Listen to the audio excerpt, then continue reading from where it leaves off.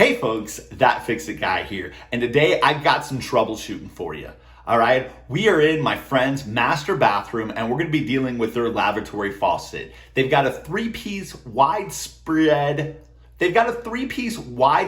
lav faucet that the hot side works great, but the cold side's a little bit funky. So come along, let's get to fixing.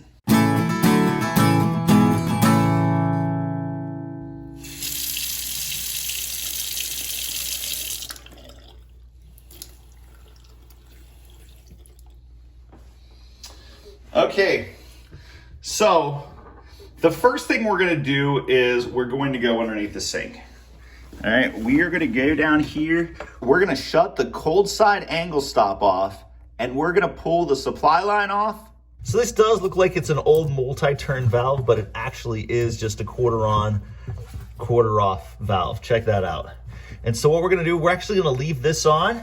We're actually gonna take this off right at the faucet right there. In dealing with this, and you're taking these two things apart. So when taking these two things apart, you want to have a backup wrench.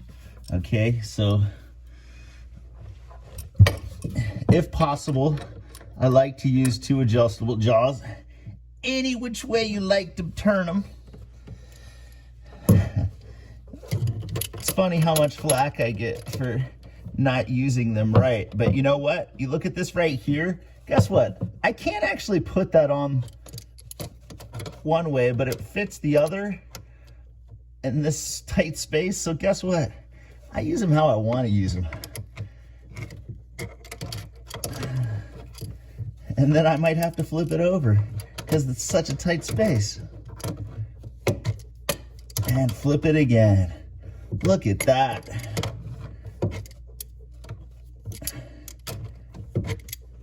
All right.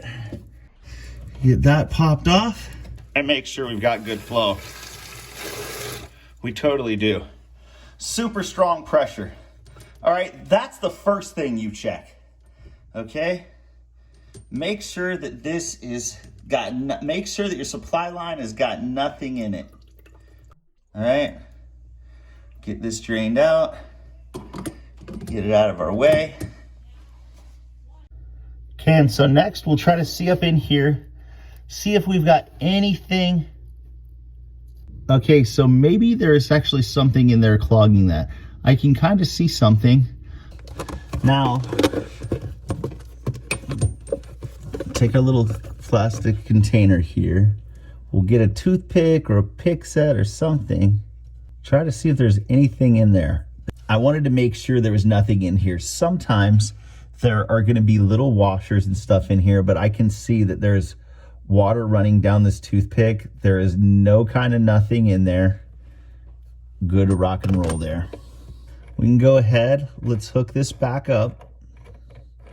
We're not going to have to take this off anymore. I like to go hand tight with these and then no more than one full rotation tightening with the wrenches. All right, so blowing water in our bucket, I didn't really see anything in there. I mean, there very well could be something in there that caused this. I mean, I guess there's a couple little particles of something in there, but I don't know. I did not see anything in our little Tupperware container here that could have been that, but look at that. That is just as good as that now. So it's all back up and running. So it's so interesting with the way these lines are and the way they're bent, because there's actually no way with this piece right up here being flexible too. There's no way to undo that, like with this style of faucet.